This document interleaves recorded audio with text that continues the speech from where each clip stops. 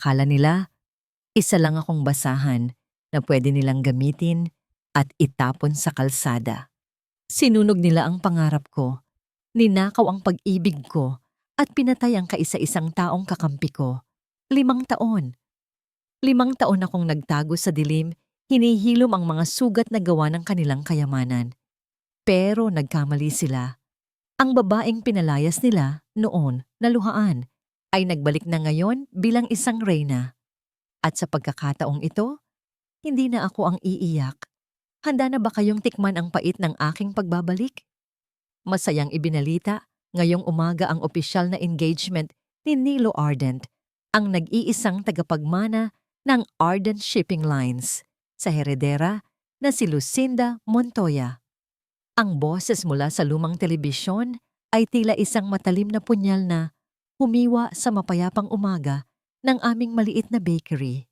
Nakatayo ako sa gitna ng kusina, suot ang aking apron na puno ng harina, habang ang amoy ng bagong lutong pandesal ay humahalo sa biglaang pait na bumara sa aking lalamunan. Sa aking kanang kamay, mahigpit kong hawak ang isang maliit na bagay na kanina lamang ay nagbigay sa akin ng langit.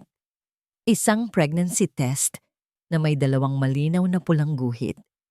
Ilang minuto pa lang ang nakalilipas, ang mundong ito ay puno ng pag-asa. Ilang minuto pa lang ang nakalilipas, nagpa-practice ako sa harap ng salamin kung paano sasabihin kay Nilo na magiging ama na siya. Pero ngayon, nakikita ko siya sa screen, nakasuot ng eleganteng barong Tagalog, nakangiti habang nakakapit sa braso niya ang isang babaeng balot ng diamante at sutla. Ang nangiting iyon. Ang nangiting akala ko ay sa akin lang, ngayon ay ipinaparada na sa buong mundo bilang pag-aari ng iba. Bumigat ang aking dibdib, tila ba may invisible na kamay na sumasakal sa akin. Hindi ko man lang namalayan na nahulog na pala mula sa aking mga daliri ang pregnancy test. Tumama ito sa sahig ng walang ingay, kasabay ng pagguho ng kastilyong binuo ko sa aking isipan. Ang lalaking nangako sa akin ng kasal sa ilalim ng puno ng mangga. Ang lalaking nagsabing, ako lang ang kanyang pahinga, ay isa palang prinsipe na nakatakda para sa iba. At ako ay isang hamak na panaderya lamang sa isang liblib na bayan ng Cavinti. Naramdaman ko ang panginginig ng aking mga tuhod. Napahawak ako sa gilid ng mesa upang hindi tuluyang bumagsak. Gusto kong patayin ang telebisyon, basagin ang screen at burahin ang imahe ni Nilo, ngunit parang naging bato ang buong katawan ko. Sa gitna ng aking pagkatulala, biglang dumilim ang loob ng bakery. Hindi dahil sa ulap, kundi dahil sa pagharang ng malalaking anino sa pintuan. Ang liwanag ng araw ay hinarangan ng 3 lalaking nakaitim na Amerikana at sa gitna nila ay pumasok ang isang ginang na may awtoridad na kayang payukuin ang sinuman. Si Doña Isabel Ardent.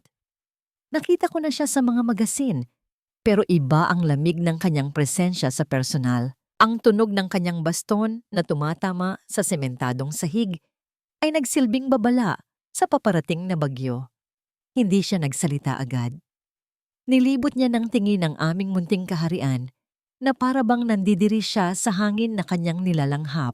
Ang kanyang mga mata ay dumaan sa mga estante ng tinapay, sa mga sako ng harina, at huminto sa akin nang may halong pagkutya. Gaya ng inaasahan, amoy mahirap. Wika niya sa isang tonong malamig pa sa yelo bago inihagis ang isang makapal na brown envelope sa ibabaw ng mesa. Iyan ang bayad sa serbisyo mo kay Nilo. Consider it a termination fee for being his toy. Now, sign the waiver and disappear. Nanginig ang aking mga kamao.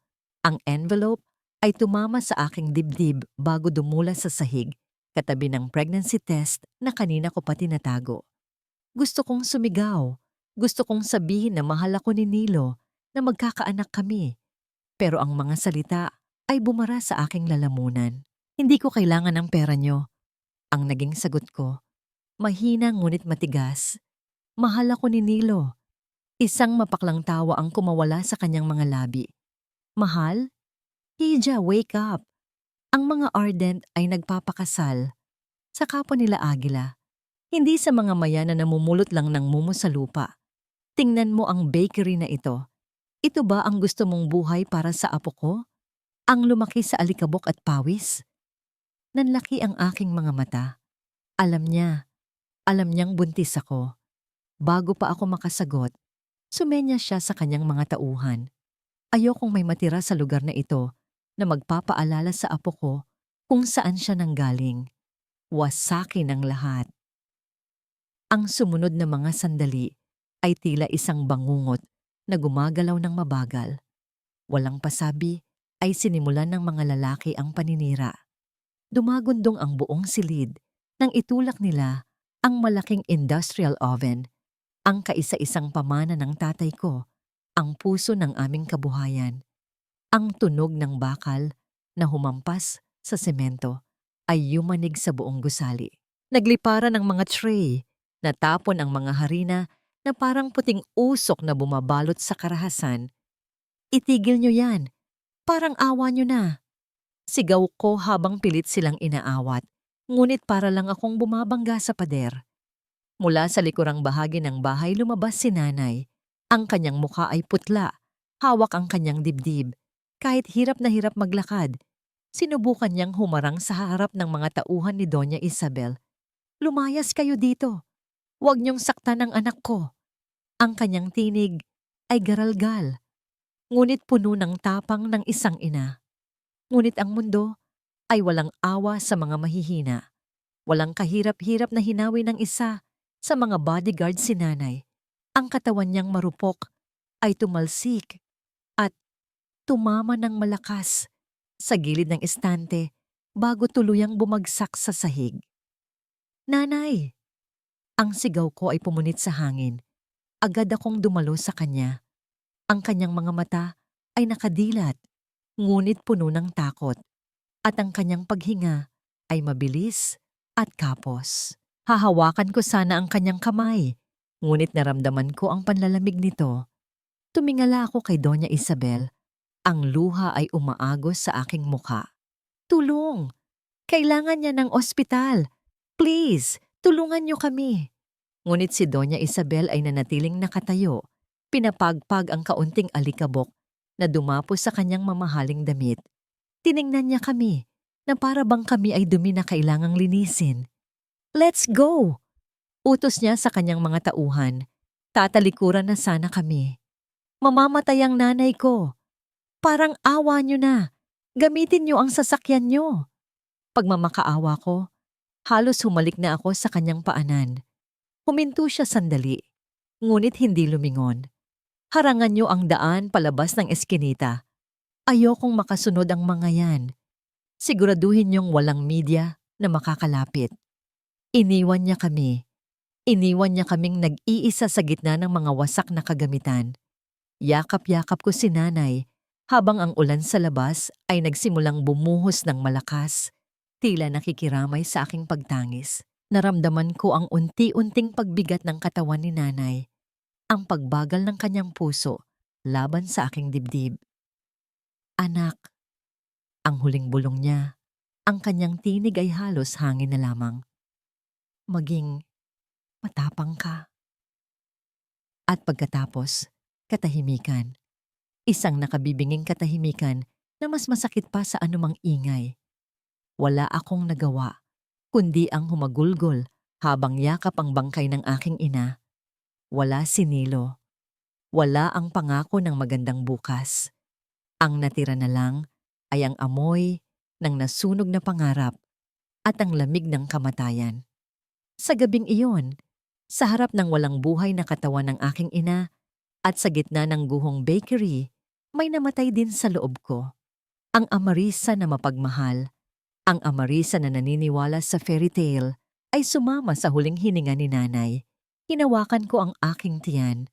Ang buhay na nasa loob nito ay ang tanging dahilan kung bakit humihinga pa ako ngayon. Patawad, nanay. Bulong ko sa hangin. Ang bawat salita ay may halong lason at pait. Patawad dahil nagmahal ako ng maling tao. Tumayo ako. Pinahid ang mga luha na hindi na muling tutulo para sa pag-ibig. Tumingin ako sa direksyon kung saan umalis ang mga Ardent. Isinusumpa ko. Ang wika ko sa dilim. Ang boses ko ay mababa, ngunit puno ng puot. Hindi malalaman ng batang ito kung sino ang ama niya. At sa muli nating pagkikita, Nilo Ardent. Sisiguraduhin kong kayo naman ang luluhod. 5 taon. 5 taon ang kinailangan ko upang hilumin ang mga sugat na hindi nakikita ng mata. 5 taon ng pagkayod, pagtitiis, at pagbangon mula sa abo ng aking nakaraan. Noon, ang amoy na kumakapit sa aking balat ay usok ng nasunog na pangarap at pawis ng kahirapan. Ngayon, habang bumubukas ang pinto ng aking sasakyan sa harap ng isang marangyang gusali sa Makati, ang tanging nalalanghap ko ay ang halimuyak ng tagumpay. Amoy ng mamahaling vanilla beans mula sa Madagascar at ang preskong aroma ng bagong imprentang pera. Bumaba ako ng sasakyan at sinalubong ako ng sunod-sunod na kislap ng mga kamera. Ang liwanag ay nakasisilaw, tila kidlat na walang kulog. Ngunit hindi na ako ang Amarisa na yumuyuko sa takot. Taas noo akong naglakad sa red carpet. Ang bawat hakbang ng aking stiletto ay may diin at awtoridad. Tila bawat tapak ay pagpako sa puntod ng babaeng api na minsang pinalayas sa sarili niyang bayan. Miss Amarisa!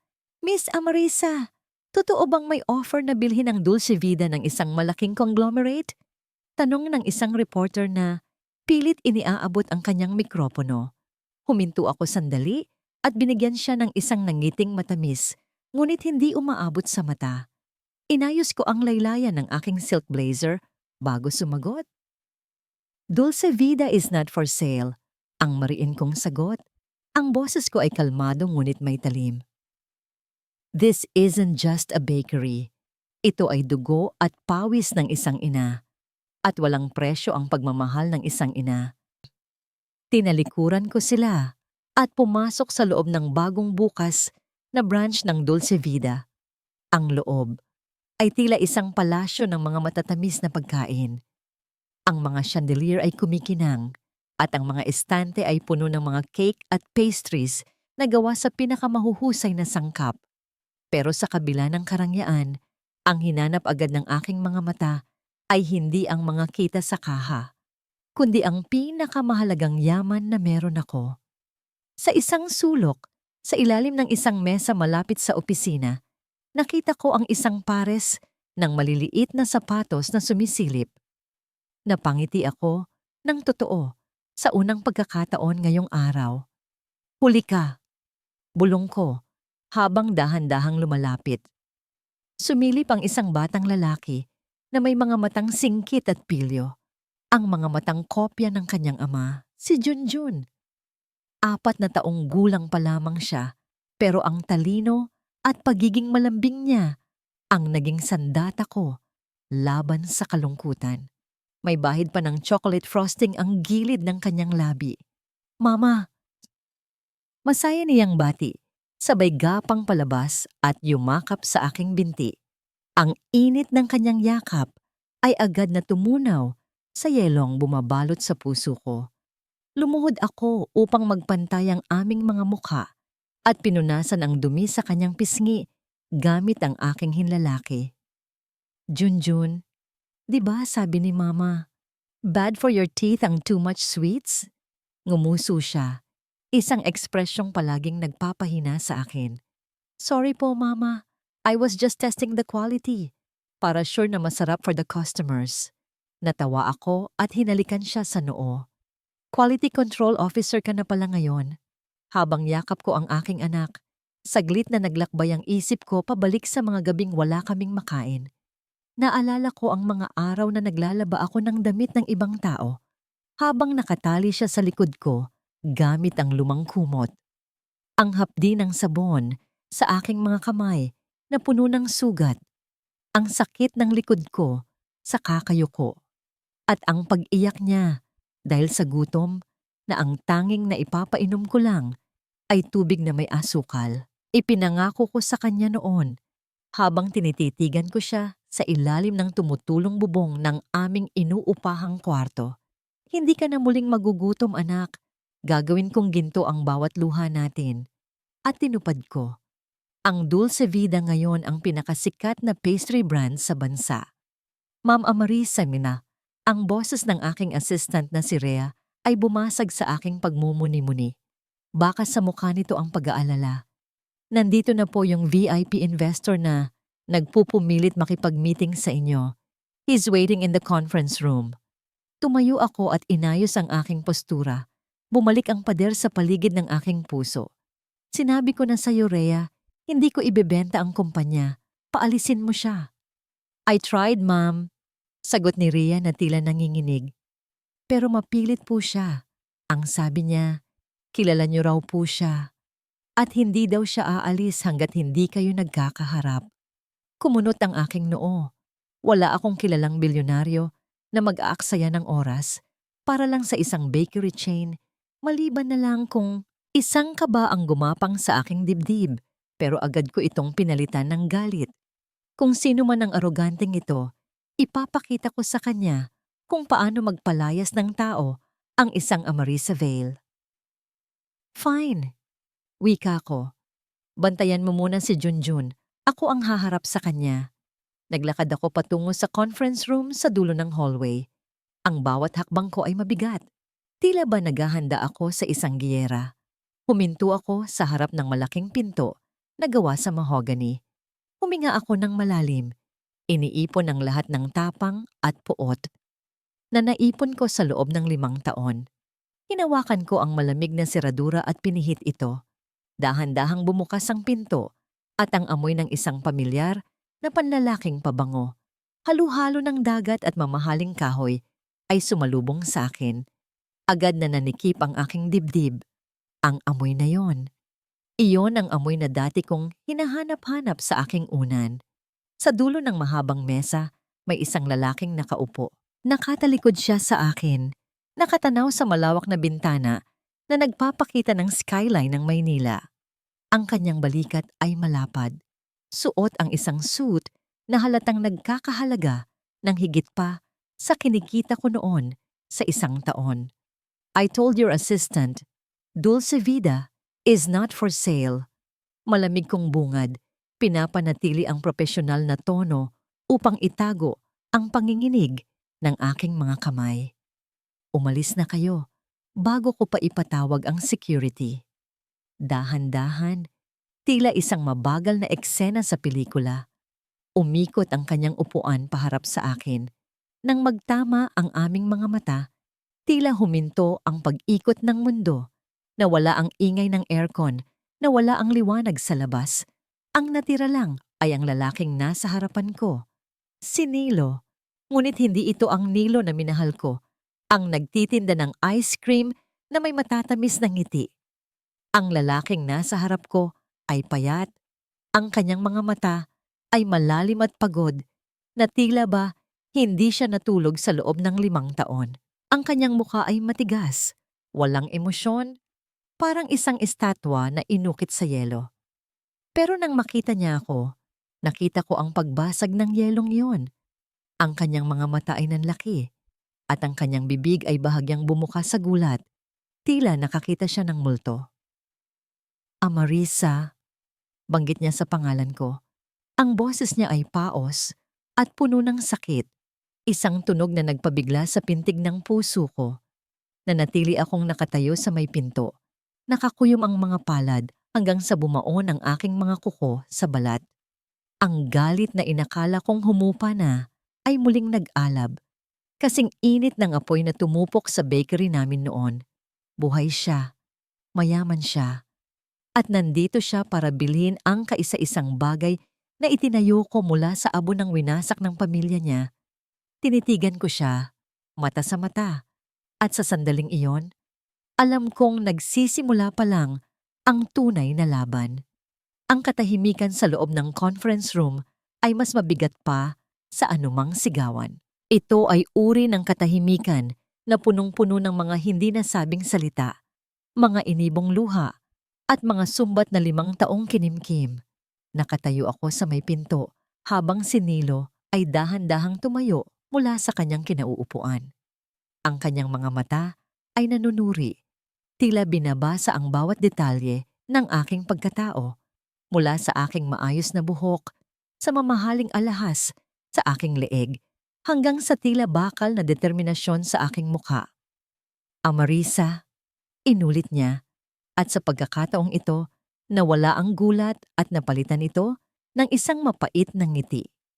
Isang nginang ngiti na hindi umaabot sa kanyang mga mata. O dapat ko bang sabihin, Miss Vale, ang CEO ng Dulce Vida? Humakbang siya palapit, at sa bawat hakbang niya ay parang sumisikip ang aking dibdib. Gusto kong umatras. Gusto kong tumakbo pabalik sa sasakyan at yakapin si Junjun.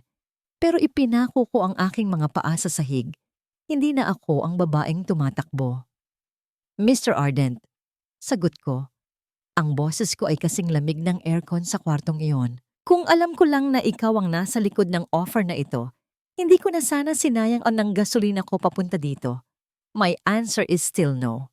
Tumigil siya sa kabilang dulo ng mesa, ipinatong ang kanyang mga kamay sa makintab na kahoy. Tinitigan niya ako na para bang ako ay isang estranghero na nakawin ang mukha ng babaeng minahal niya noon. Bakit? Bakit? Tanong niya.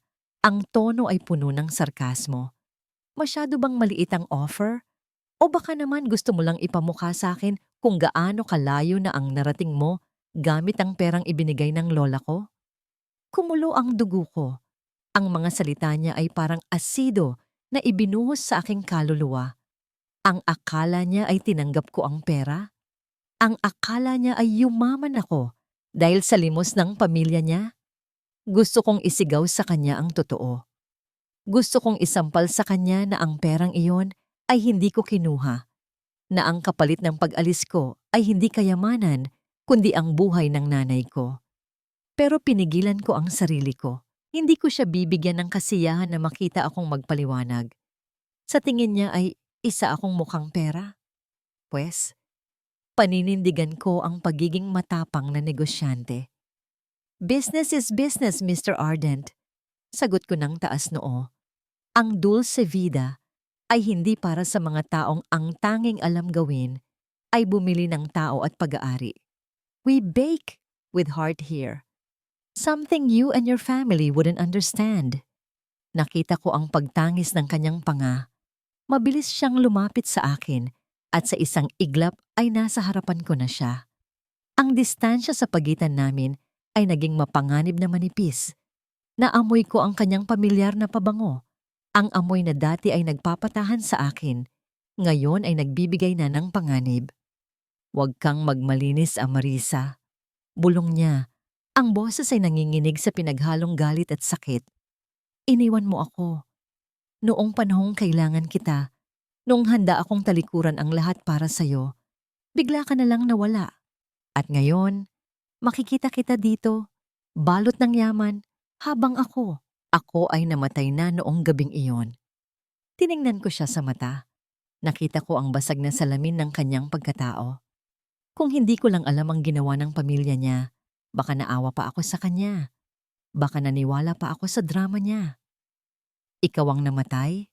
Mapakla kong tanong. Huwag mo akong patawanin, Nilo. Buhay na buhay ka. Nasa iyo ang kumpanya, ang kapangyarihan, at ang fiancé na pinili ng lola mo. Ang namatay nung gabing iyon ay ang katangahan ko. Kinuha ko ang folder ng kontrata na nasa mesa. Sa harap ng kanyang mga mata, dahan-dahan ko itong pinunit sa gitna. Ang tunog ng papel na napupunit ay tila kulog sa loob ng tahimik na silid. Ito ang tunog ng aming tuluyang paghihiwalay. Umalis ka na sa buhay ko. Madiin kong sabi habang binibitawan ang mga piraso ng papel sa sahig na parang confetti ng isang malungkot na selebrasyon. Huwag na huwag ka nang lalapit sa akin o sa negosyo ko. Tinalikuran ko siya bago pa man tumulo ang luhang kanina ko pa pinipigilan. Mabilis akong naglakad palabas ng pinto. Hindi na nililingon ang lalaking minsan ay naging mundo ko. Naiwan si Nilo sa gitna ng silid na palilibutan ng mga punit na papel. Dahan-dahan siyang yumuko at pinulot ang isang piraso ng kontrata. Ilalagay na sana niya ito sa basurahan nang may maamoy siya. Isang pamilyar na amoy na kumapit sa papel mula sa mga kamay ni Amarisa. Vanilla. Ang amoy ng vanilla at asukal. Ang amoy ng mga hapon sa Laguna noong simple pa ang lahat. Pumikit si Nilo at sa isang saglit nawala ang CEO na si Mr. Ardent. Ang natira ay ang lalaking nagtitinda ng sorbetes na nangungulila sa kanyang minamahal. Napahigpit ang hawak niya sa papel at isang butil ng luha ang pumatak mula sa kanyang mata. Dumapo sa pangalan ni Amarisa na nakaimprenta doon. Bakit masakit pa rin? Bulong niya sa kawalan. Lingid sa kanyang kaalaman. Sa isang siwang ng nakabukas na blinds sa kabilang kwarto, may isang pares ng mata ang nakamasid. Isang cellphone ang nakatutok. Nire-record ang bawat sandali ng kanyang kahinaan. Samantala, halos tumakbo na ako papunta sa elevator. Nanginginig ang aking mga kamay habang pinipindot ang button pababa. Gusto kong makalayo. Gusto kong sumigaw. Ang sakit na akala ko ay nabaon na. Sa limot, ay sariwa pa rin pala. Tila sugat na muling hiniwa.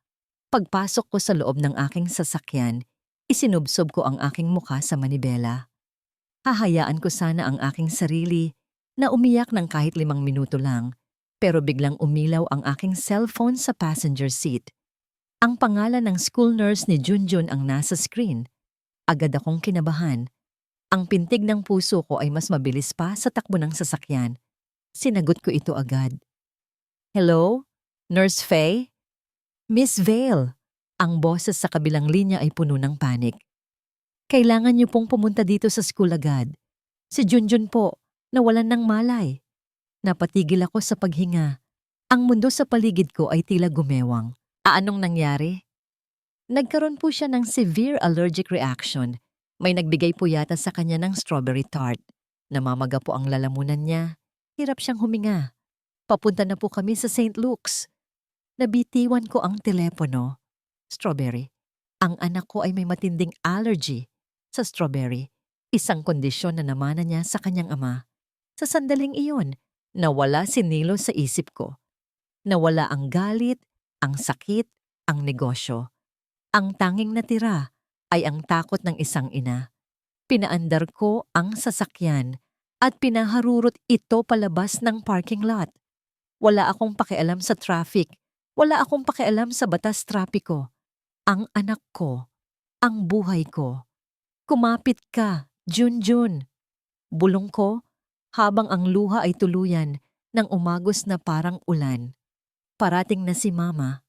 Ang daan patungo sa ospital ay naging isang mahabang bangungot na walang katapusan. Sa bawat pagpihit ko ng manibela at pagtapak sa silinyador, ang tanging naririnig ko ay ang sarili kong puso na tila gustong kumawala sa aking dibdib sa sobrang kaba. Ang mga ilaw ng poste sa kalsada ay nagmistulang mga malabong guhit lamang sa aking paningin na nilalabo ng nag-uunahang mga luha. Wala akong pakialam kung sino ang aking maabala sa kalsada.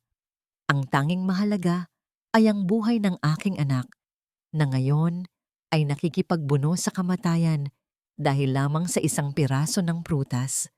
Sa likod ng aking sasakyan, isang itim na sedan ang tahimik na bumubuntot.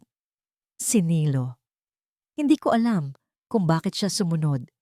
Marahil ay dala ng kanyang konsensya o baka dahil sa pagtataka kung bakit biglang nagbago ang ihip ng hangin sa aming paghaharap. Ngunit sa sandaling ito, siya ang pinakahuling tao na gusto kong makita at siya rin ang taong pinakakinatatakutan kong makaalam ng katotohanan. Pagdating sa emergency room ng St. Luke's, halos iwan ko na ang sasakyan sa gitna ng driveway. Sinalubong ako ng amoy ng gamot at antiseptiko, isang pamilyar na halimuyak ng pangamba. Tumakbo ako patungo sa nurse station. Ang aking mga takong ay lumilikha ng mabilis na ritmo sa makintab na sahig. Nasaan ang anak ko? Nasaan si Junjun Vale? Ang tanong ko, ang boses ko ay basag at puno ng takot. Itinuro ng nurse ang isang kwarto sa dulo ng pasilyo kung saan nakadungaw ang doktor. Mabilis akong nagtungo roon at naabutan ko ang aking anak na nakahiga, maputla at may oxygen mask na nakatakip sa kanyang maliit na mukha. Ang kanyang balat ay may mga pantal pa rin, ngunit ang paghinga niya ay tila mas payapa na kumpara sa description ng nurse kanina. Lumapit ang doktor sa akin. Hawak ang chart. Miss Vale, stable na siya. But it was a close call. Anaphylactic shock. His airway almost closed up. Napahawak ako sa salamin ng bintana. Tinititigan ng aking anghel. Strawberry tart daw ang nakain niya, Doc. Yes, sagot ng doktor habang nagsusulat sa chart. It's a very severe reaction. Usually, ang ganitong level ng allergy sa strawberries ay hereditary. May history ba ng ganitong allergy sa side ng ama niya? Natigilan ako. Ang tanong na yon ay parang yelong bumuhos sa aking gulugod. Bago pa man ako makasagot, naramdaman ko ang isang presensya sa aking likuran.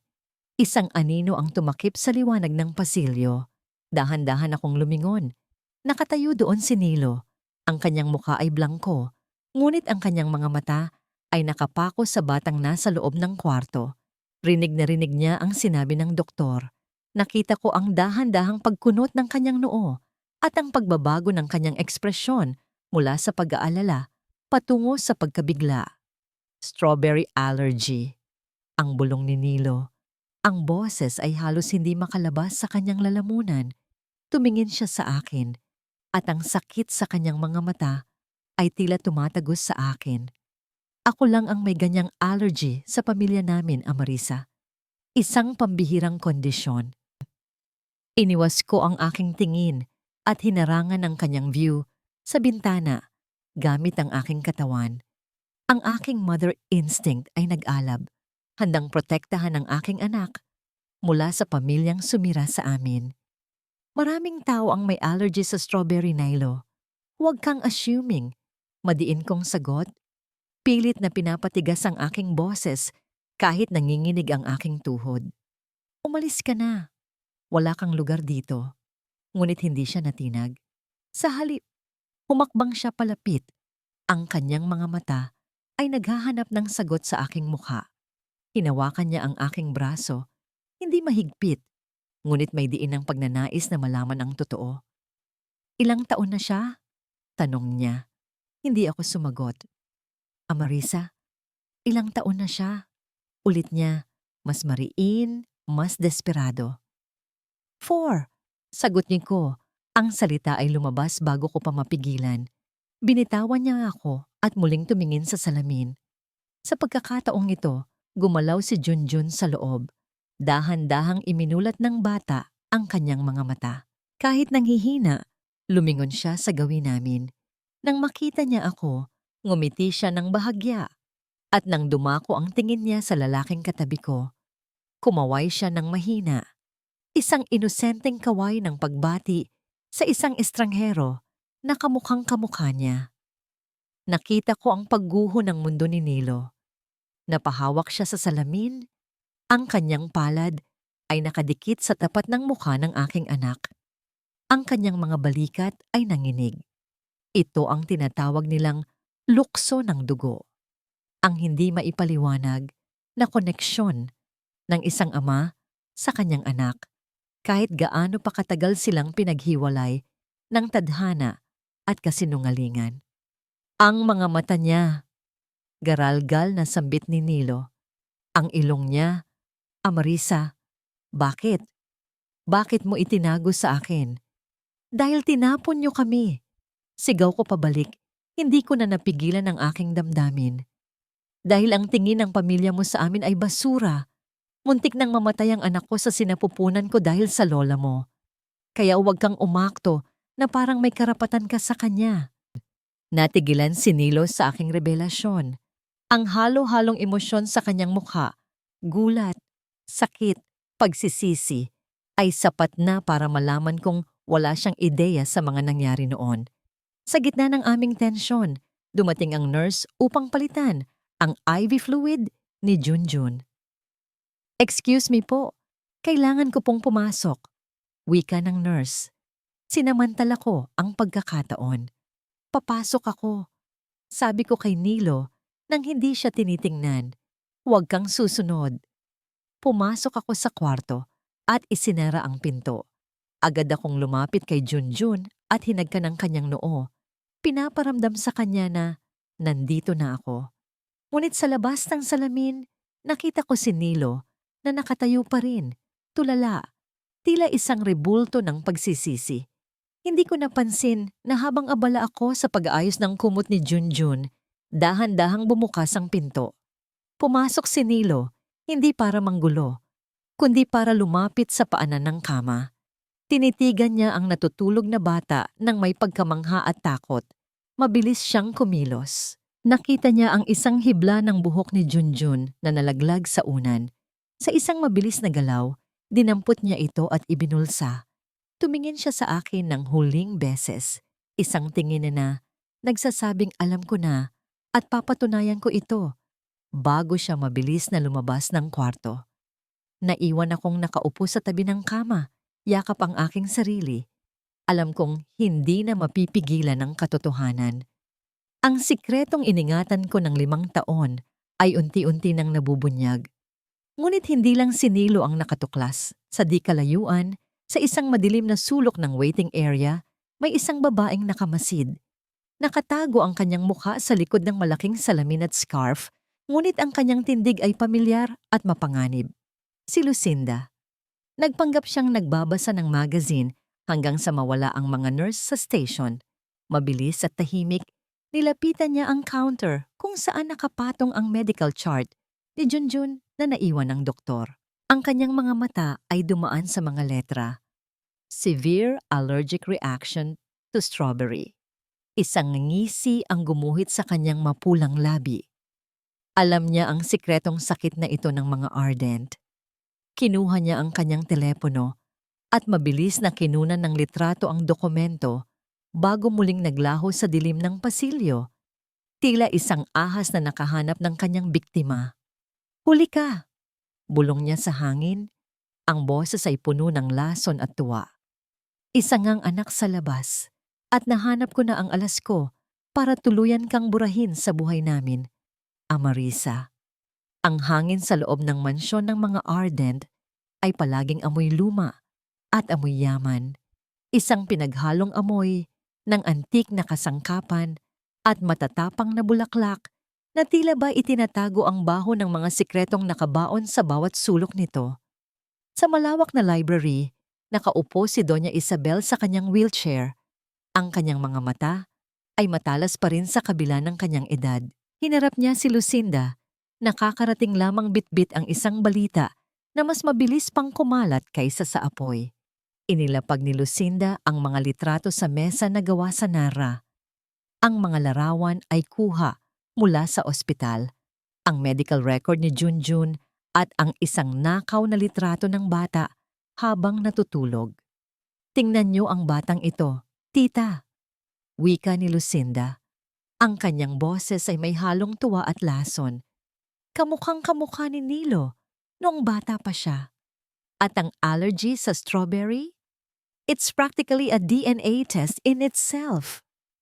Kinuha ni Doña Isabel ang litrato gamit ang kanyang nanginginig na kamay. Tinitigan niya ang mukha ni Junjun. Sa loob ng ilang sandali, dumaan sa kanyang mukha ang isang emosyon na hindi mo aakalaing mayroon siya, pangungulila. Ito ang kanyang apo sa tuhod. Ang dugong ardent na magpapatuloy ng kanilang pangalan. Ngunit mabilis itong napalitan ng kanyang likas na katigasan nang maalala niya kung sino ang ina. Sayang at nanggaling sa maruming sinapupunan, malamig niyang komento. Pero hindi natin pwedeng hayaan na ang isang ardent ay lumaki sa piling ng babaeng iyon. He belongs to us. He belongs to the throne, not the bakery. "So anong plano natin?" tanong ni Lucinda. Nakataas ang kilay. Hindi basta-basta ibibigay ni Amarisa ang bata. She has money now. She has power. Isang malademonyong ngiti ang gumuhit sa labi ni Doña Isabel. Money, power, iha.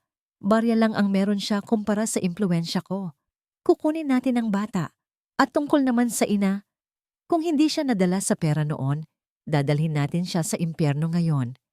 We will paint her as unfit, immoral, and mentally unstable. Sisiguraduhin kong wala siyang karapatan kahit nalapitan ng apo ko. Sa kabilang dako ng lungsod, sa loob ng kanyang opisina, hawak ni Nilo ang isang puting papel na tila tumitimbang ng 1 tonelada.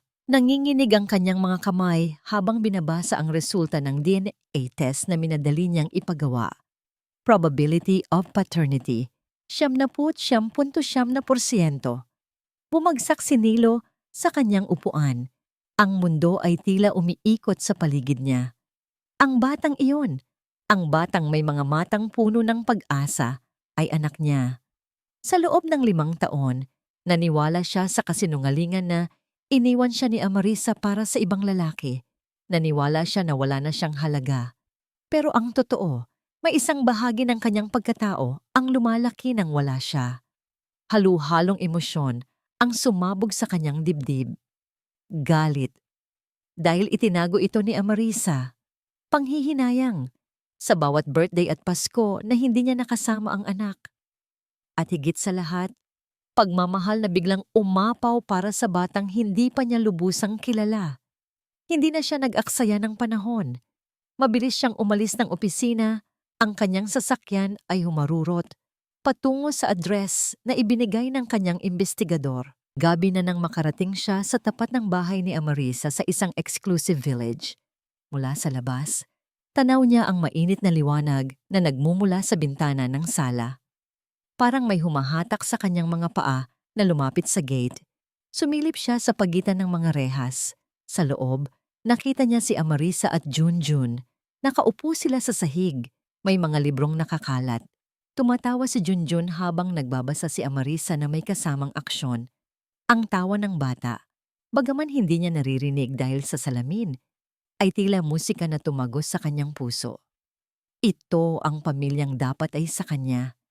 Ito ang tahanang ipinagkait sa kanya ng tadhana. Hindi niya napigilan ang kanyang sarili. Pinindot niya ang doorbell ng madiin at paulit-ulit. Ilang sandali pa, bumukas ang pinto. Lumabas si Amarisa, bakas ang gulat at takot sa kanyang mukha nang makita siya sa monitor. Lumabas siya ng gate, hinarap si Nilo nang may tapang. "Anong ginagawa mo dito?" Asik niya. "Gabing-gabi na, Nilo. Baka magising ang anak ko." "Anak mo?" Sagot ni Nilo. Ang boses ay garalgal at puno ng hinanakit. Inilabas niya ang DNA result at iniharap sa mukha ni Amarisa. "Anak ko siya, Amarisa. Anak natin. Paano mo nagawang itago siya sa akin ng 5 taon? Paano mo natiis na makita akong nagdurusa habang ikaw kasama mo siya araw-araw?" Natigilan si Amarisa. Tinitigan niya ang papel at pagkatapos ay tinitigan si Nilo ng diretso sa mata. Walang bahid ng pagsisisi sa kanyang mukha, kundi puro puot. "Nagdurusa?" Mapaklang tawa ni Amarisa. "Ikaw ang nagdurusa?" "Nilo, habang nagpapakasarap ka sa engagement party mo sa TV, habang pinaliliguan ka ng papuri ng mundo, alam mo ba kung nasaan ako?" "Huwag mong ibahin ang usapan. Huwag mo akong sagutin." Sigaw ni Amarisa. Ang kanyang boses ay bumasag sa katahimikan ng gabi. "Noong gabing iyon, pumunta ang lola mo sa bakery. Pinalayas niya ako. Ipinawasak niya ang kaisa-isang kabuhayan namin. At sa harap ng mga mata ko, itinulak ng mga tauhan niya ang nanay ko." Nanlaki ang mga mata ni Nilo. Tila siya binuhusan ng malamig na tubig. "Anong sinasabi mo? Namatay ang nanay ko nang dahil sa inyo." Humahagulgol na sigaw ni Amarisa. Ang luha ay tuluyan ng umagos. Inatake siya sa puso dahil sa takot at sakit. At noong nagmakaawa ako sa lola mo, natulungan kami, tinalikuran niya lang kami. Iniwan niya kaming parang aso sa kalsada habang umuulan. Kaya wag mong itatanong kung bakit ko itinago ang anak ko. Dahil ang dugo na nananalaytay sa pamilya niyo ay lason. Ayokong lumaki si Junjun na katulad niyo. Napahakbang paatras si Nilo. Ang bawat salita ni Amarisa ay tila bala na tumatama sa kanyang dibdib. Ang lola niya, ang babaeng nagpalaki sa kanya, ay isang mamamatay tao. Hindi, hindi totoo yan.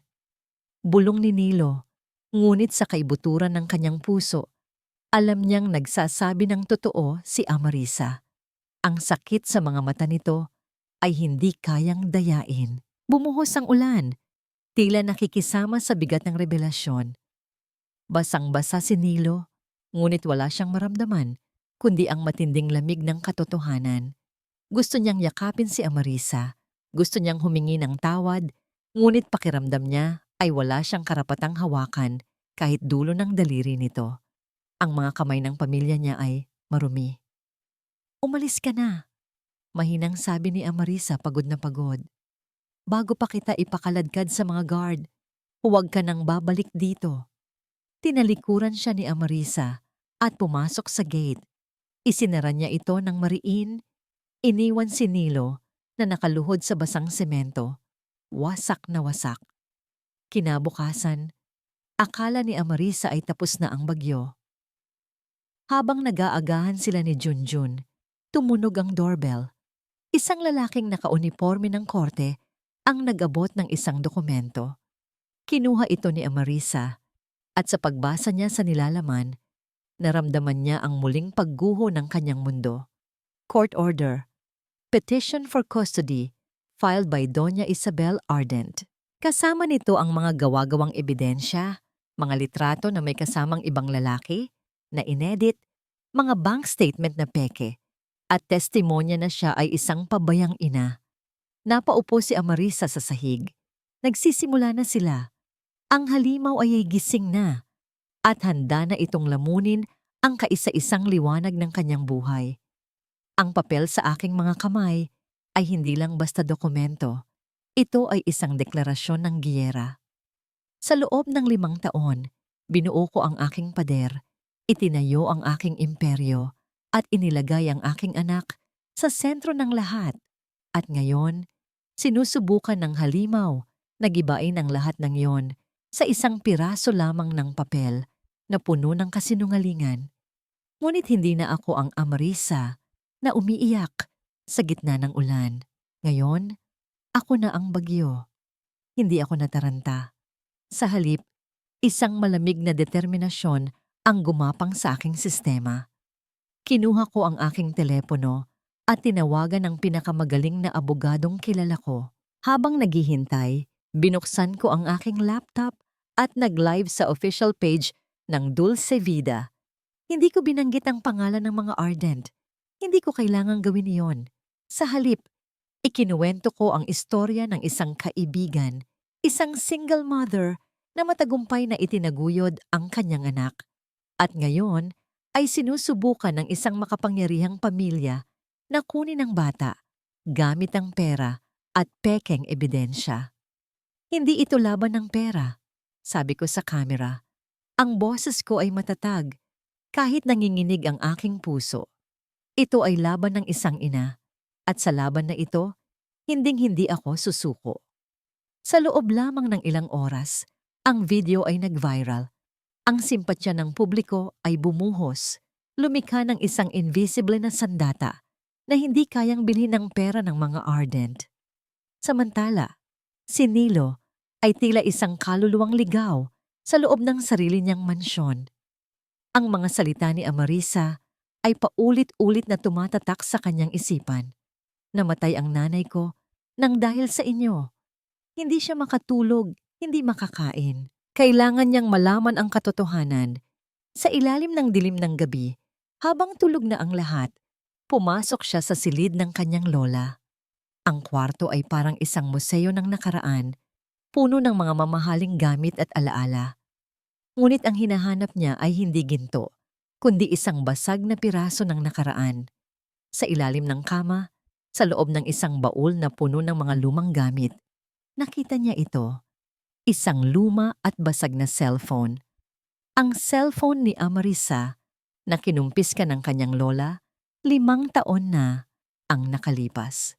Nanginig ang kanyang mga kamay habang binubuksan ito. Sa awa ng Diyos, may natitira pa itong kaunting baterya. Bumungad sa kanya ang huling mensahe na hindi na ipadala. Ang mga salitang nakasulat doon ay tila mga punyal na sabay-sabay tumusok sa kanyang puso. Nilo, mahal ko, may sorpresa ako sa'yo. Magiging tatay ka na. Buntis ako. Mahal na mahal kita kahit sino ka pa. Gumuho ang mundo ni Nilo. Napaluhod siya sa sahig, hawak ang telepono na parang isang sagradong bagay. Ang bawat letra ay patunay ng pagmamahal ni Amarisa. Ang bawat salita ay sampal sa kanyang pagiging duwag. Siya ang nagkulang, siya ang hindi lumaban. Habang si Amarisa ay handang tanggapin siya, kahit isa lang siyang hamak na sorbetero, siya naman ay nagpatali sa gintong kadena ng kanyang pamilya. Isang nakabibinging sigaw ng pagsisisi ang kumawala sa kanyang lalamunan. Doon, sa gitna ng kadiliman ng silid ng kanyang lola, namatay na ang prinsipeng si Nilo Ardent. At isinilang ang isang lalaking handang sunugin ang buong kaharian para sa kanyang reyna at sa nawawalang prinsipe. Ang araw ng preliminary hearing ay dumating. Ang conference room sa korte ay malamig at walang emosyon, kabaligtaran ng nag-aalab na tensyon sa pagitan ng dalawang panig. Sa isang dulo ay nakaupo si Doña Isabel, nakangisi na parang isang reyna sa laro ng chess, kasama ang kanyang mga dekalibreng abogado. Sa kabilang dulo, naroon ako, kalmado sa labas. Ngunit sa loob ay isang nagwawalang dagat. Nagsimula ang pag-uusap. Ang abogado ni Doña Isabel ay naglabas ng mga pekeng litrato at testimonya. Inilarawan niya ako bilang isang babaeng masama, isang gold digger na ginagamit lang ang anak para sa pera. Tingnan niyo siya, wika ni Doña Isabel. Ang boses ay puno ng paghamak habang nakaturo sa akin. Wala siyang dangal. Hindi siya karapat-dapat na maging ina sa isang Ardent. Hindi ako kumibo. Hinayaan ko silang ilabas ang lahat ng kanilang lason. Hinihintay ko ang tamang sandali. Biglang bumukas ang pinto ng conference room. Pumasok si Nilo. Lahat ng mata ay napunta sa kanya. Ang nangiti ni Doña Isabel ay lalong lumapad. Inaasahan na uupo ang kanyang apo sa kanyang tabi bilang pagpapakita ng suporta. Ngunit hindi iyon ang nangyari. Naglakad si Nilo, ang bawat hakbang ay mabigat at may determinasyon. Nilagpasan niya ang kinauupuan ng kanyang lola. Nilagpasan niya ang mga abogadong nakatingin sa kanya nang may pagtataka. Nagtuloy-tuloy siya sa aking panig. Sa harap ng lahat, sa harap ng kanyang nagulat na lola at ng aking nanlalaking mga mata, dahan-dahan niyang hinila ang isang bakanting upuan at itinabi ito sa akin. Umupo siya. At pagkatapos, sa ilalim ng mesa, kung saan hindi nakikita ng lahat, naramdaman ko ang kanyang kamay na dahan-dahang hinahanap ang kamay ko. Nang maglapat ang aming mga palad, isang kuryente ng pag-asa at takot ang gumapang sa aking buong katawan. Mahigpit niyang hinawakan ang aking kamay, isang tahimik na pangako na hindi na niya ako bibitawan. Napatayo ang abogado ni Doña Isabel. Mr. Ardent, I believe you are on the wrong side of the table.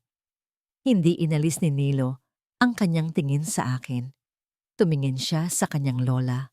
Ang mga mata ay puno ng sakit, ngunit may bakal na determinasyon. Hindi, sagot niya. Ang kanyang boses ay malinaw at matatag. Umalingaw-ngaw sa buong silid. For the first time in 5 years, nasa tamang panig na ako. Tumingin siya sa judge na namamagitan. Your Honor, may gusto po akong sabihin. Nilo, anong ginagawa mo? Nanggagalaiting bulong ni Doña Isabel. Hindi niya pinansin ang kanyang lola. Tumingin siya sa akin, sa aming magkahawak na kamay, at pagkatapos ay sa lahat ng nasa silid. Hindi ako naririto para suportahan ang petisyon na ito, panimula niya. Naririto ako para tumestigo. Isang nakabibinging katahimikan ang bumalot sa kwarto. Ako ang magiging testigo niya. Pagpapatuloy ni Nilo, ang kanyang tingin ay bumalik sa kanyang lola na ngayon ay namumutla na sa galit at gulat. Laban sa inyo. Ang desisyon ni Nilo na kumampi sa akin sa harap ng korte ay parang isang malaking bato na ibinagsak sa isang payapang lawa. Ang alon nito ay yumanig, hindi lang sa pamilya Ardent, kundi pati na rin sa pader na 5 taon kong maingat na itinayo sa paligid ng aking puso. Sa isang gabi, ang pader na yon ay nagsimulang magkaroon ng mga bitak. Pag-uwi namin, ang bigat ng mga pangyayari ay nanatili sa hangin. Pagkatapos kong patulugin si Junjun, tumayo ako sa bintana ng aking kwarto, nakatanaw sa madilim na kalye. Doon, sa tapat ng aming gate, nakaparada ang kanyang itim na sasakyan. Hindi siya umalis. Ang ilaw sa loob ay patay, ngunit alam kong nandoon siya sa loob. Isang anino na nagbabantay sa gitna ng gabi. Isang parte sa akin ang gustong lumabas at sigawan siyang umalis, ngunit may isang maliit na bahagi. Isang bahaging matagal ko nang kinalimutan, na nakaramdam ng kakarampot na seguridad. Kinabukasan, nandoon pa rin siya. At sa mga sumunod pang araw, hindi siya kumakatok, hindi siya tumatawag. Nakaupo lang siya sa loob ng kanyang sasakyan, tila isang sundalong nagbabayad sala. Ginawa niyang tahanan ng kalsada sa labas ng bahay ko. Isang hapon, habang nagdidilig ako ng halaman sa hardin, lumabas si Junjun bitbit ang kanyang maliit na bola ng basketball. Sinubukan niyang ishoot ito sa ring na nakakabit sa pader, ngunit masyado pa siyang maliit. Ang bola ay palaging gumugulong palayo, patungo sa gate. Sa isa sa mga paggulong nito, lumabas ito ng gate at huminto malapit sa sasakyan ni Nilo. Bago pa ako makasigaw para pigilan si Junjun, mabilis na siyang lumabas para kunin ito. Bumukas ang pinto ng sasakyan ni Nilo. Lumabas siya. Ang kanyang mamahaling suit ay lukot na at may bakas ng pagod sa kanyang mukha. Pinulot niya ang bola. Tinitigan niya si Junjun at nakita ko ang isang ngamong ngiti sa kanyang labi. Isang nangiting totoo, ang nangiting minahal ko noon. "Hey champion!" Mahinang sabi ni Nilo. "Gusto mo turuan kitang mag-shoot?" Nagliwanag ang mukha ng aking anak. "Talaga po, tito? Ang taas niyo po kasi eh." Mula sa bintana ng kusina, kung saan ako nagtago, pinanood ko sila. Ibinaba ni Nilo ang kanyang sarili para magpantay sila ni Junjun. Itinuro niya kung paano hawakan ang bola, kung paano ibaluktot ang tuhod. At nang buhatin niya si Junjun para maipasok nito ang bola sa ring, isang tawa ang kumawala sa aking anak. Isang tawang purong-puro at puno ng kaligayahan. Sa sandaling iyon, hindi ko nakita si Nilo Ardent, ang CEO. Ang nakita ko ay isang ama.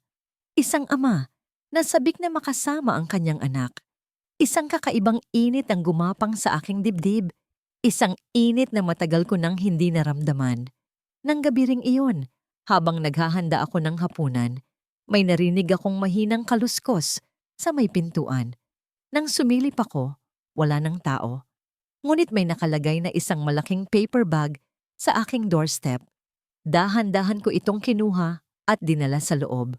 Pagbukas ko, isang pamilyar na amoy ang sumalubong sa akin. Sinigang na hipon. Ang paborito kong ulam. Ang ulam na itinuro ni Nanay kay Nilo noong mga panahong masaya pa kami sa Laguna. May kasama itong isang maliit na sulat. Ang sulat kamay niya ay bahagyang nanginginig. Alam kong hindi kayang punasan ng sinigang ang mga kasalanan ko. Pero sana, kahit sa isang sandali, maalala mo na minsan, naging masaya tayo. Patawarin mo ako, Amarisa. Babawi ako. Napaupo ako sa sahig, yakap-yakap ang mainit na lalagyan ng ulam.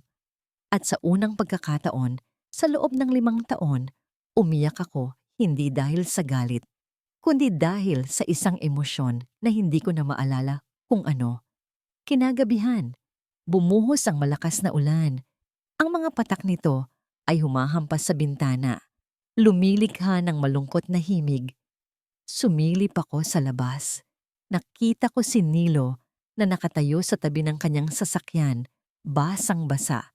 Tila ayaw niyang pumasok sa loob. Nakatingala lang siya sa bintana ng kwarto ko. Hindi ko alam kung anong pumasok sa isip ko. Ang galit at awa ay naghalo sa aking puso. Bago ko pa mapigilan ang sarili ko, bumaba ako at binuksan ang pinto.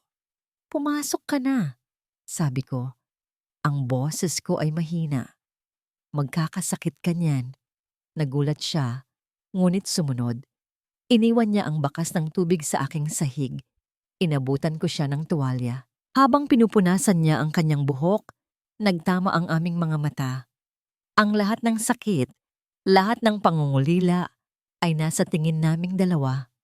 "Hindi mo kailangang gawin to, Nilo," sabi ko.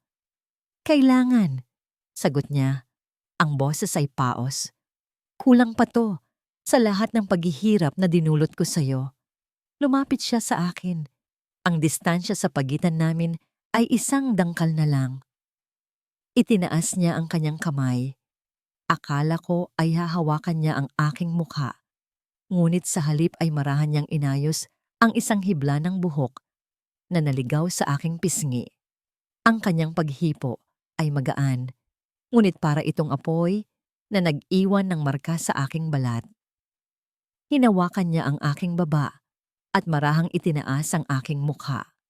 Yumuko siya at sa isang saglit, akala ko ay halilikan niya ako sa labi. Ngunit sa halip, isang magaan at magalang na halik ang dumapo sa aking buhok. Isang halik na puno ng pagsisisi at pangako. "Patawarin mo ako," bulong niya malapit sa aking tenga.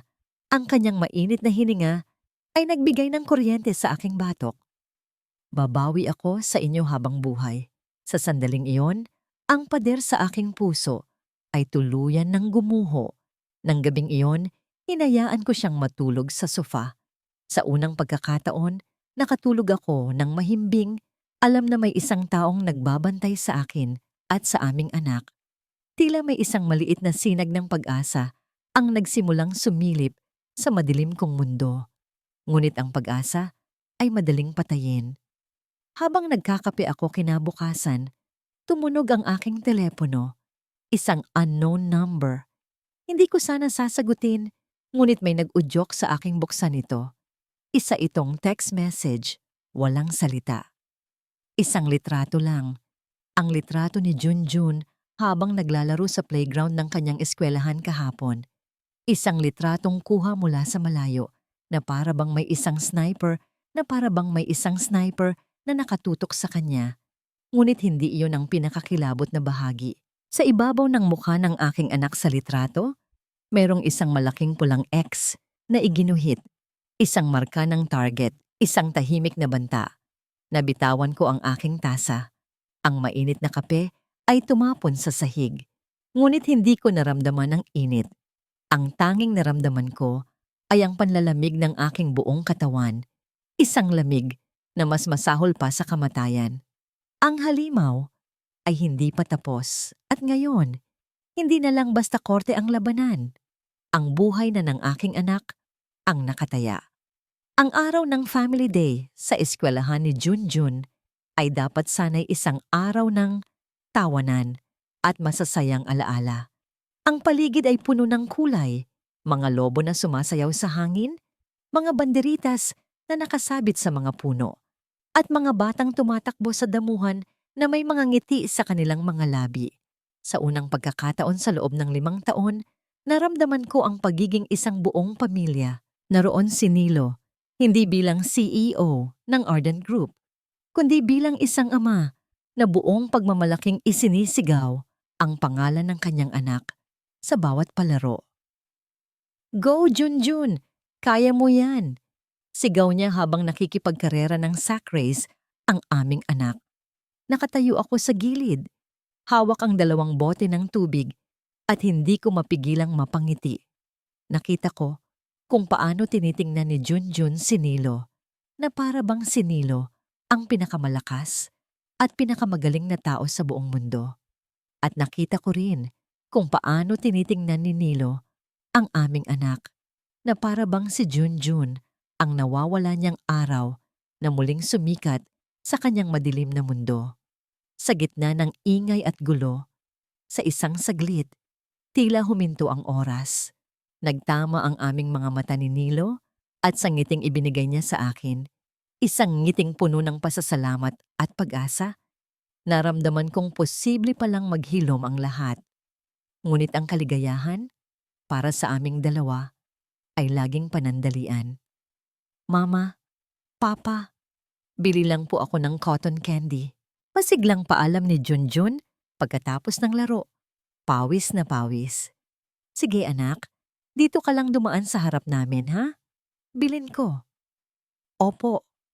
Sagot niya at mabilis na tumakbo patungo sa stall na ilang metro lang ang layo mula sa amin. Nagpatuloy kami sa pag-uusap ni Nilo. Pinaplano ang susunod na hakbang laban sa kanyang lola. Ilang minuto lang ang lumipas.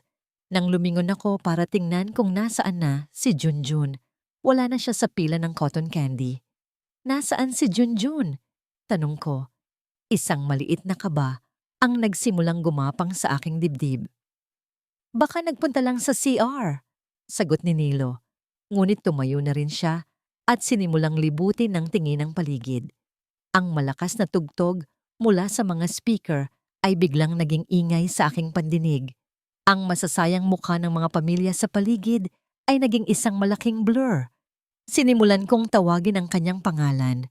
Mahina sa una, pagkatapos ay papalakas ng papalakas. Junjun, anak! Ang bawat segundo na lumilipas na walang sumasagot ay parang isang karayom na tumutusok sa aking puso. Ang dibdib ko ay nagsimulang sumikip at ang paghinga ko ay naging mabilis at mababaw. Naghiwalay kami ni Nilo, tumatakbo sa magkaibang direksyon. Ang aming mga mata ay ligaw na naghahanap sa dagat ng mga tao. Tinakbo ko ang buong playground, ang bawat sulok ng gym, ang bawat silid-aralan na bukas. Ngunit wala. Walang bakas ng aking anak. Nang magkita kami muli ni Nilo sa gitna ng field, ang takot sa aming mga mata ay sumasalamin sa isa't isa. At sa sandaling iyon, sa damuhan malapit sa isang puno, nakita ko ito. Isang maliit na sapatos na goma na may disenyo ng dinosaur. Ang paboritong sapatos ni Junjun. Napaluhod ako at dinampot ito. Malamig, walang laman. Ang tanging naiwan ng aking anak ay isang piraso ng kanyang pagkatao. Hindi, bulong ko. Ang aking boses ay nanginginig. Nilo, ang anak natin. Yinakap ako ni Nilo ng mahigpit habang ang aking katawan ay nanginginig sa hindi mapigilang pag-iyak. Ngunit ang yakap na yon ay naputol nang biglang umilaw ang screen ng aking telepono. Isang pamilyar na pangalan ang lumitaw. Lucinda. Nanginig ang aking kamay habang sinasagot ang tawag at inilalagay ito sa loudspeaker. Nasaan ang anak ko? Sigaw ko. Ang boses ay basag. Isang malamig at kalkuladong tawa ang narinig mula sa kabilang linya. Don't worry, Amarisa. Kasama ko ang munting prinsipe at mukhang mas gusto niya ang mga laruan dito kaysa sa mga luma mong libro. Hayop ka, Lucinda! Ibalik mo siya! Ang sigaw ni Nilo, ang kanyang boses ay nag-aapoy sa galit. Easy, Nilo darling, sagot ni Lucinda. Simple lang naman ang gusto ko. Kung gusto niyo pang makitang buhay ang bastardo ninyong anak, pumirma ka, Amarisa, sa isang kasulatan. Isalin mo sa akin ang buong pagmamay-ari ng Dulce Vida at isuko mo ang lahat ng karapatan mo bilang ina. Pagkatapos, lumayas ka ng Pilipinas at huwag nang magpapakita kailanman. Gagawin ko. Mabilis kong sagot. Ibibigay ko ang lahat. Huwag niyo lang siyang sasaktan. Good girl, sabi ni Lucinda. Maghintay kayo ng tawag para sa instructions. At Nilo, isang maling galaw, isang tawag sa pulis. At ibabalik ko sa inyo ang anak niyo ng pira-piraso. Ang linya ay naputol, nabitawan ko ang telepono. Ang aking mga tuhod ay tuluyang bumigay. Napaupo ako sa damuhan, yakap ang maliit na sapatos, habang ang aking isip ay nilalamon ng pinakamadidilim na imahe. Ngunit si Nilo, hindi siya gumuho. Tumingin siya sa akin. At sa isang iglap, nawala ang lahat ng sakit at pagsisisi sa kanyang mga mata. Napalitan ito ng isang bagay na mas malamig, mas madilim, at mas mapanganib. Isang nag-aapoy na determinasyon. Hindi, mariin niyang sabi habang tinutulungan akong tumayo. Hindi siya tumawag ng pulis. Sa halip, kinuha niya ang kanyang telepono at tinawagan ang pinuno ng kanyang personal na security team. Ang boses niya ay kalmado, ngunit may bigat ng isang hatol. I-trace niyo ang lokasyon ng huling tawag ni Lucinda Montoya. I-lockdown ang lahat ng private airfield at pantalan. Walang makakalabas ng bansa. Walang makakatakas. Gawin niyo ang lahat. Pagkatapos, hinawakan niya ang aking mukha gamit ang dalawang kamay. Tinitigan niya ako sa mata. At sa sandaling iyon, nakita ko ang lalaking handang pumatay para sa kanyang pamilya. "Makinig ka sa akin, Amarisa," sabi niya. "Ang bawat salita ay isang panunumpa.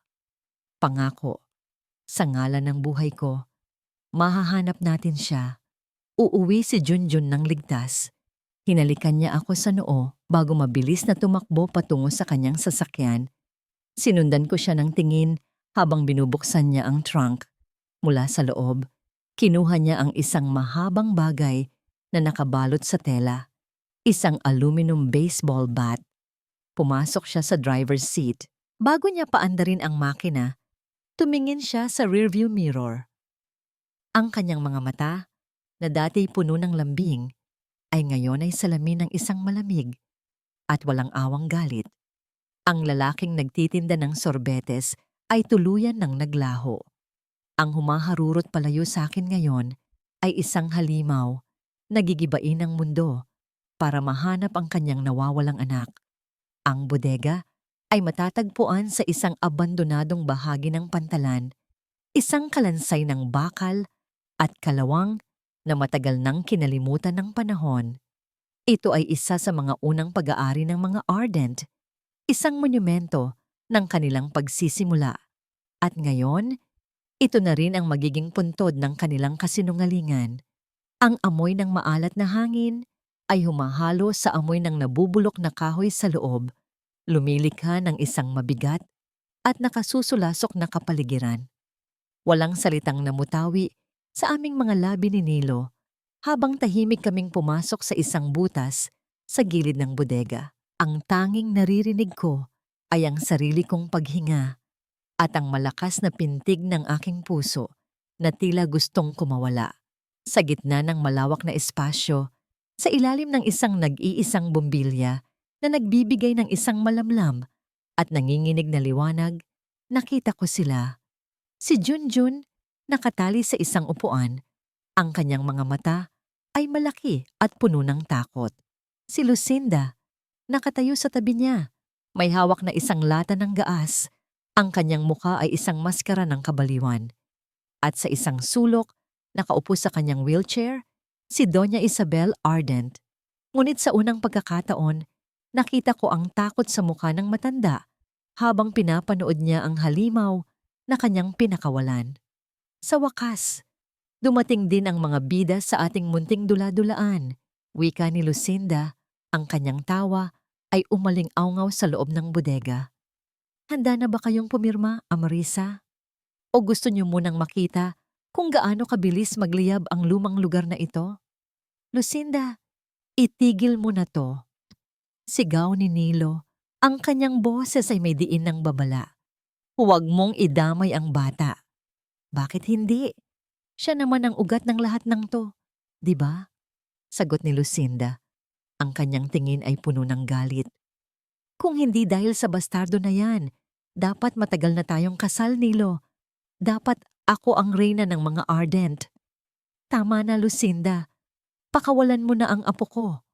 Ang sigaw ni Doña Isabel. Ang kanyang boses ay nanginginig. Ang kanyang pagiging dominante ay napalitan ng desperasyon ng isang lola. Ngunit huli na ang lahat. Tumingin si Lucinda kay Doña Isabel na para bang ito ay isang langaw na kailangan niyang patayin. Manahimik ka, matanda. Kasalanan mo rin to. Ikaw ang nagturo sa akin na kunin ang lahat ng gusto ko, anuman ang mangyari. Itinaas ni Lucinda ang lalagyan ng gaas, handa nang ibuhos sa sahig. Sa sandaling iyon, wala nang plano, wala nang negosasyon. Isang sigaw lang ang kumawala sa aking lalamunan. Junjun! Kasabay ng sigaw ko, sumugod si Nilo. Hindi siya isang action star. Siya ay isang ama na handang saluhin ang lahat ng bala para sa kanyang anak. Tumakbo siya ng walang pag-aalinlangan, hawak ang baseball bat, hindi para manakit, kundi para protektahan. Isang tauhan ni Lucinda ang humarang sa kanya. Mabilis itong inihampas ni Nilo sa binti, dahilan para ito ay bumagsak. Ngunit isa pa ang sumulpot mula sa likod. May hawak na tubo. Ihahampas na sana nito kay Nilo, ngunit mabilis siyang umiwas at itinulak ito papalayo. Ang kanyang mga mata ay nakapako lamang kay Junjun. Nang makita ni Lucinda na papalapit na si Nilo, sa sobrang pagkataranta ay itinulak niya ang upuan kung saan nakatali si Junjun. Ang upuan ay tumumba. Ang ulo ng aking anak ay ilang pulgada na lang mula sa pagtama sa matigas na semento. Sa isang iglap, bumitaw si Nilo sa kanyang armas. Inihagis niya ang kanyang sarili sa sahig, ginawang panangga ang kanyang likod. Isang nakapangingilabot na tunog ng pagtama ng kahoy sa buto ang narinig nang bumagsak ang upuan sa kanyang katawan. Kasabay nito, ang tubo na hawak ng tauhan ni Lucinda ay humampas ng buong lakas sa kanyang braso na nakayakap sa aming anak. Isang sigaw ng sakit ang kumawala kay Nilo, ngunit hindi niya binitawan si Junjun. Nang makita ni Doña Isabel ang kanyang duguan at naghihirap na apo, isang bagay sa loob niya ang tuluyang nabasag. Ang pagmamahal ng lola ay nanaig sa kanyang kasakiman. Mabilis niyang pinaandar ang kanyang wheelchair at sinubukang banggain si Lucinda. Hayop ka! Huwag mong saktan ang pamilya ko. Matandang inutil! Sigaw ni Lucinda at buong lakas na itinulak ang wheelchair. Tumagilid ito at bumagsak. Isang malakas na lagutok ang narinig kasabay ng sigaw ng sakit ni Doña Isabel. Ang kanyang binti ay nabali. Sa gitna ng kaguluhan, mabilis kong kinalagan si Junjun. Yakap-yakap ko siya ng mahigpit habang ang mga sirena ng pulis ay nagsimulang marinig sa di kalayuan. Papa! Sigaw ni Junjun. Hindi umiiyak, ngunit ang kanyang mga mata ay puno ng pag-aalala para sa kanyang ama. Dahan-dahang bumangon si Nilo, hawak ang kanyang braso na ngayon ay umaagos na ng dugo. Ang sakit ay bakas sa kanyang mukha, ngunit nang makita niyang ligtas kami, isang ngiti ang sumilay sa kanyang labi. Na-corner na si Lucinda, nahuli na siya. Lumapit si Junjun sa kanyang ama. Sa halip na matakot sa dugo, marahan niyang hinipan ang sugat nito. Okay ka lang, Papa? Tanong ng bata. Pagkatapos, humalik siya sa pisngi ni Nilo. You're my superhero. Ngumiti si Nilo at ginulo ang buhok ng bata gamit ang kanyang hindi nasaktang kamay. Of course, champion. Papa will always be here too. Hindi na niya natapos ang kanyang sasabihin. Ang kanyang mga mata ay biglang nawalan ng focus. Ang kanyang katawan ay nanghina. At sa harap ng aming mga mata, bumagsak siya sa sahig. Walang malay. Nilo! Ang sigaw ko ay sumabay sa pagpasok ng mga pulis. Lumuhod ako at niyakap ang walang malay na katawan ni Nilo. Ang kanyang dugo ay bumahid sa aking mga kamay. Ang takot na mawala siya ay mas matindi pa sa takot na naramdaman ko kanina. Nakuha ko na ang aking anak, ngunit mukhang babawiin naman ng tadhana ang kanyang ama. Ang puting dingding ng pribadong silid-aralan sa ospital ay nagmistulang isang blangkong canvas, naghihintay na kulayan ng mga bagong alaala. Pagkatapos ng kritikal na operasyon sa braso at ilang araw ng pagkawalang malay, si Nilo ay unti-unting bumalik sa mundo. Ang unang mukhang nakita niya ay hindi ang malamig na tingin ng kanyang lola o ang panaghoy ni Lucinda sa labas, kundi ang matamlay ngunit may pag-asang mga mata ni Amarisa. Amarisa, ang bulong niya, ang kanyang boses ay garalgal pa sa isang tuyong dahon. Nasaan si Junjun? Nasa tabi mo lang, sagot ko. Hinawakan ng kanyang kamay na bahagyang nanginginig. Dahan-dahan kong inilipat ang isang maliit na upuan sa tabi ng kanyang kama. Doon nakaupo si Junjun, tahimik na naglalaro ng kanyang action figure. Nang makita niyang gising na ang kanyang papa, dali-dali siyang tumalon at yumakap sa hindi nasaktang braso ni Nilo. Papa, okay ka na ba? Ang dami mong dugo. Parang superhero ka talaga. Pero may bubu, ang inosenteng sabi ng bata. Isang ngiti ang sumilay sa labi ni Nilo. Isang ngiti na hindi na peking ng ngiti ng isang negosyante, kundi isang nangiti ng isang ama. Okay na ako, champion. Wala na tong bawas. Promise. Sa labas ng silid, ang mundo ng mga Ardent ay nagbabago. Si Lucinda ay nahaharap sa mga kasong kidnapping at frustrated murder. Ang kanyang pagbagsak ay kasing ingay ng mga balita tungkol sa pag-angat niya. Samantala, si Doña Isabel ay nanatili sa isang pribadong ward. Ang kanyang pagbagsak ay naging sanhi ng kanyang kalumpuhan. Walang nagsalita, wala nang sigawan. Ang natira ay isang matandang babae na nakatingin sa labas ng bintana. Tila nakikita ang mga multo ng kanyang mga kasalanan. Wala siyang bisita. Wala na ring kapangyarihan. Ito ang pinakamalupit na parusa para sa isang babaeng ginawang Diyos, ang kontrol. Ang mabuhay na walang kontrol sa kanyang katawan at walang pagmamahal sa kanyang paligid.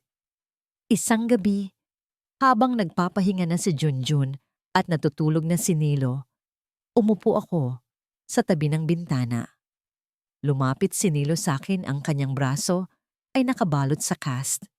Amarisa, tawag niya. Ang kanyang tinig ay malumanay. Gusto kong magsimulang muli. Sa simula. Tumingin ako sa kanya. Anong ibig mong sabihin? Bumitiw na ako sa Ardent Group. Pahayag niya. Ang kanyang tingin ay matatag.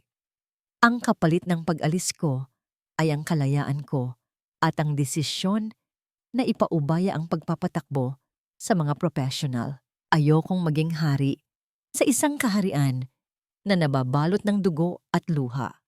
Gusto kong bumalik sa Laguna. Gusto kong magtinda ulit ng sorbetes. Tiningnan ko siya at naalala ko ang batang lalaki na may mainit na ngiti sa harap ng Cavite Elementary School. Hindi siya tumatakas sa responsibilidad. Pinipili niya ang isang buhay na may kahulugan. Sorbetero at panaderya, sabi ko. May ngiti sa aking labi. Magandang tandem. Lumapit siya sa akin, hindi na nag-aalangan. Hinawakan niya ang aking pisngi. Ang kanyang daliri ay marahang humaplos sa aking balat. Patawarin mo ako. Mahal ko. Bulong niya. Alam kong hindi mo na ako kailangang balikan. Nagawa mong maging reyna sa sarili mong pagsisikap. Pero kailangan ko kayo. Kailangan ko ang mga mata mo para makita ko ang liwanag at ang tawa ni Junjun para makita ko ang kahulugan ng buhay.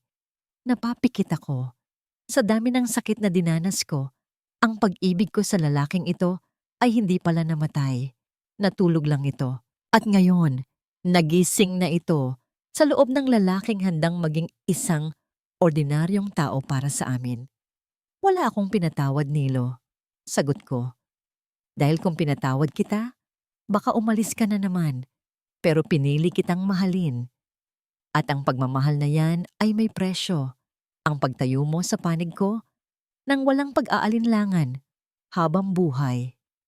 Yumuko siya at marahang hinalikan ang aking labi. Isang halik na hindi na puno ng libog at pagmamadali, kundi ng respeto, pangako, at isang matagal nang nawawalang init. Ito ay ang halik ng pagbabasbas, ng pagtanggap, at ng simula ng isang bagong buhay. Hindi na kami bumalik sa mansyon. Walang formal na pamamaalam kay Doña Isabel. Ang aming pag-alis ay tahimik. Isang desisyon na mas pinili ang kapayapaan kaysa sa kapangyarihan. Ang huling hakbang ni Nilo bilang Ardent ay ang paglipat ng malaking pondo sa isang trust fund.